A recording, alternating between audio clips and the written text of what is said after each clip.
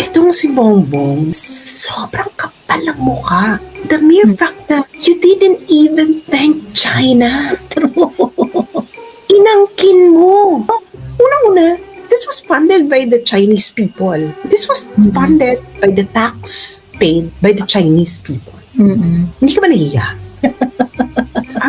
Aren't you ashamed of yourself? Desperate siyang magkaroon ng legacy project. So siguro, kung ganyan yung magiging usapan natin na legacy project mo yung mga yan, then we should brand Bongbong Marcos as pro-China. Kung hindi nyo pa nagigets yung level ng kakapalan ng muka nitong adik na presidente na to, malamang adik din kayo. Wala talaga, alam mo, lumabas talaga na wala talagang class si BBM. It's all optics. Beyond the optics is garbage. Basyo. Walang laman, basura. Etong credit grabbing na to, yung mga normal na mga project, no, yung kunwari, yung funded through our internal revenue, yung sa GAA, yung may allocation na ganyan. So, ano yan, inter-administration yung implementation. So, for example, yung kunwari yung MRT, di ba? It started GMA time, dumaan kay Pinoy, dumaan kay PRRD. So, kumbaga maraming administration yung pinagdaanan ng project na yan. So, sometimes mag-aaway-away talaga tayo tungkol sa credit na parang, kanino ba yung ano dyan, paano ba natin isa-settle yan, and ganyan-ganyan, yung mga ganong etchos balungos. Nung panahon ni PRRD, actually, the DOTR and DPWH made a very clear explanation on the progress of the project per administration. Ganon. So, for example, yung sa construction, pagdating sa, kunwari, yung planning, kanino nangyari, nangyari ng Pinoy time, ganyan-ganyan. Sa construction, ano nangyari, ganyan-ganyan. Well, 60% of the construction nangyari ng ganitong administration, etchos percent of the construction nangyari ng ganitong panahon, ganyan-ganyan. So, kumbaga, parang nagdedebate talaga yung mga tao na parang, kanino ba dapat mapunta ang credit? Pero si PRRD, sinelyuhan niya na yan. Sinabi niya na I'm not going to take any credit. Bahala kayo dyan. Kung kanino nyo gusto i-credit yan, i-credit ninyo ng bonggang-bongga. Bahala kayo. He's not interested to know. Diba, yan naman ang position ni PRRD dyan ever since diba? But of course, because tayo ay mga entremitidang mga Dutertista, ganyan. Siyempre, gusto natin iyabang yung tatay natin, ganyan. So, kumbaga, parang inaano natin na, well, undoubtedly, during PRRD time, doon talaga nag-move yung mga government infrastructure project kasi yung time na tinatrabaho talaga ng government yung mga incumbents sa kanila. And whether you like it or not, ang mga construction project, kaya yan na-delay is because of the right of way. Yung delay sa right of way, pag hindi tinrabaho ng government, hindi talaga aandar yung project. Nung panahon ni PRRD, he settled everything, kaya nga natapos yung Skyway Kasi yung Skyway, ang problema talaga niyan, yung right of way. So ngayon, syempre, okay, that's the pride that we take, na yung panahon ni PRRD, nag-move yung mga projects na yan. Now, when it comes to this project, hindi yun ang standard. Ang standard dito, panahon ng mga Duterte na conceptualize yung project and whatnot. Pagkatapos nagsimula ang construction ng BBM time. Dude, kahit nagsimula yung construction ng BBM time, ang construction is done by the Chinese. And the grant has a term. Yung term ng grant, kailangang masunod yun. So, ang nag-oversee ng construction na yan ay mga Chinese. Ayan, start July 1, 2022. Dapat siyang matapos January 1, 2025. Meron siyang period na kailangan talaga makomit mo kasi part yun term ng grant and it is a grant. MOFCOM provides RMB 40.6 million grant for Davao River Bridge, Bukana Bridge Construction Project. Ayun. So, hindi mo ito po pwedeng sabihin, nag-start yung construction sa inyo kasi so therefore, project nyo to. No. Nung time na napunta to sa inyo, you have no choice but to commit with the terms of the grant kasi nga wala namang babayaran yung government dyan. Ang role lang ni DPWH dito is to make an inspection na yung bridge, nasunod niya yung mga milestone na ina-expect so that China can pay the contractor na gumawa noon. So wala kang ambag dyan. Ang ambag mo lang dyan mag-audit mag-audit ng milestones ng project. Yun lang yung yung ambag mo dyan? Diba? It's not because of you. Kaya nangyari to. Parang baliw, no? July 1, yung July 2022 kasi, that was the time na sinabi na ng DPWH, go ahead. But that is just clerical work. Bakla July 1, hindi ba buong gobyerno mo niyan? Tapos aangkin ko. Diba? Sira ulo, no? Ang kapal ng mukha. Ang nag-uusap na lang yan, yung mga plantilla. Paper pushing lang yung ano dyan, role ng DPWH. Paper pushing lang. Diba? Parang sira ulo si BBM. Bakla, alam mo, kailangan, alam mo, baka ang makadali talaga kay BBM eh, ano, OD. Ibang klase ang kabangagan. Confident pa siya. Balik lang tayo dun sa 2023. Kasi nung 2023, nag-announce yung Marcos administration na, kasi yan yung time na nagkakaroon na ng tension sa South China Sea, tapos yung parang nagkaka-water cannon, nagkakaroon na ng confrontation, tapos yung pinapump up na nila yung issue dun sa yung territorial dispute sa South China Sea, West Philippine Sea, Kinembular. So ngayon, ang sabi ngayon ng government, ang press release ng Philippine government is that lahat ng Chinese-funded infrastructure project i-renegotiate until dumating na nga dun sa point na tinamaan na yung Mindanao Railway Project. Ang sabi ngayon ng Philippine government is that hindi na ito maitutuloy kasi nung tinitingnan namin yung project, ang taas ng interest, lugi tayo dito. Pagkatapos hindi naman nagre-react si China, so parang ayaw na, ganyan-ganyan. Alam mo, ano na nangyari doon? Di ba sabi nila, baka yung US magpo-fund ng infra, Korea, Japan. Bakla. Anong petsa na? Matapos na yung term mo, wala kang na-secure para sa Mindanao Railway. Exactly. Kaya pala mataas magbigay ng loan mataas ang interest ng China kasi hindi sila ganun ka-strict sa feasibility. So to cover the risk, okay. Cover the risk. Kasi yung iba kasi di ba talagang sobrang mabusisi. Very strict sa ano. Mas malaki yung chance mong hindi ma-approve yung project pag sa iba ka mag-loan. Kasi nga mas strict sila eh. Yung China, hindi sila ganun ka-strict. Pero mas mataas yung interest. Oo.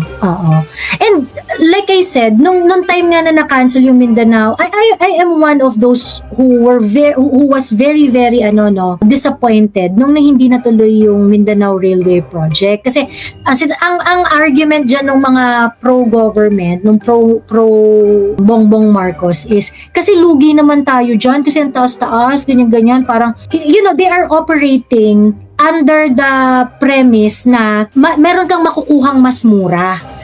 The project was worth 60 billion.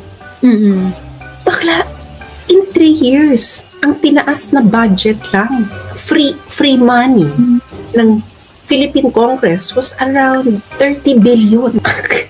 Correct. We would not be able to build it on our own. Yun nga eh. Kaya nga parang mali kasi yung standard ng pagtingin nga natin doon. Kasi when you think of a project like yan nga yung Mindanao Railroad project na yan, unang-una, can we finance it? Kasi meron ba talaga tayong option? Kasi we are acting as if we have option eh. So ngayon, on one hand, sinasabi nila mataas yung interest nung Mindanao Railway project. Okay, mataas ang interest. On the other hand, so sinasabi nila, hindi, meron tayong makukuhang mas mura. Maghahanap na lang tayo ibang magfa-finance with reasonable terms. Okay, again, we are operating under the premise na as if meron tayo talagang option. Meron ba tayo, marami ba yung nag-bid dyan? Marami ba yung nag-offer? Can we really dictate the terms? Okay? Another aspect is time. Okay, mataas yung interest pero yan, okay na sila. Ibibigay nila. Makikikooperate tayo. Hihilot-hilutin na lang natin yung mga Chinese para talagang ibigay sa atin yung project na yan. 'Di ba? Handyan na, magagawa na, ngayon na. And mararanasan na to ng mga Pilipino at magbabago na ang buhay ng mga Mindanaon dahil meron na ang Mindanao Railway Project. Ganyan. So, yung time na yon na magiging available at mararanasan ng mga taga Mindanao yung pagbabago ng buhay nila dahil sa train project na yan. Pag ibinangga mo yan dun sa mataas na interest, sulit ba? Dapat kasi ganun yung isip natin. Ngayon, ang problema kasi ng mga kapwa natin Pilipino, you always think about big ticket projects and big stake na mga decision. You always think as if marami tayong options. Hindi po ganun. Hindi ganun magtingin ng magtimbang-timbang ng mga bagay, lalong-lalo na kung meron kang limitadong option. Ganyan. So anyway, edi eto na nga.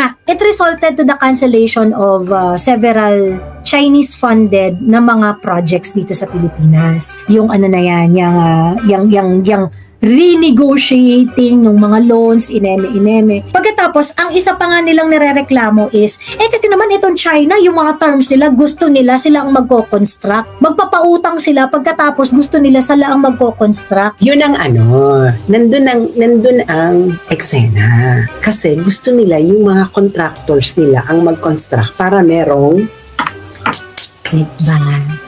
Correct. Hindi ba? I heard. Correct. Oo. Tama ba ako mga friends? Yun ang kasi ang China talaga, kaya gusto nilang silang mag-construct cause gusto nila na parang Japan din naman sila ang kailangan mag-construct eh. Kaya tayong bansa sa corruption eh. Diyos ko po naman. Pag infra, gusto talaga nila sila mag-construct. Girl, pati yung Spain, I believe merong bridge na yung LRT ata, yung sa train, yung extension. So, Spanish din yung contractor. Gets nyo? Kasi, ganito ang patakaran ng mga bansa. Bakit sila nagpapautang ng infra? Yan ang tinatawag na quantitative easing. So, alam niyo ibig sabihin ng quantitative easing. Explain quantitative easing. Ano ang quantitative easing? Ang ginagawa niyan, inilalabas niya yung pera niya. Oo.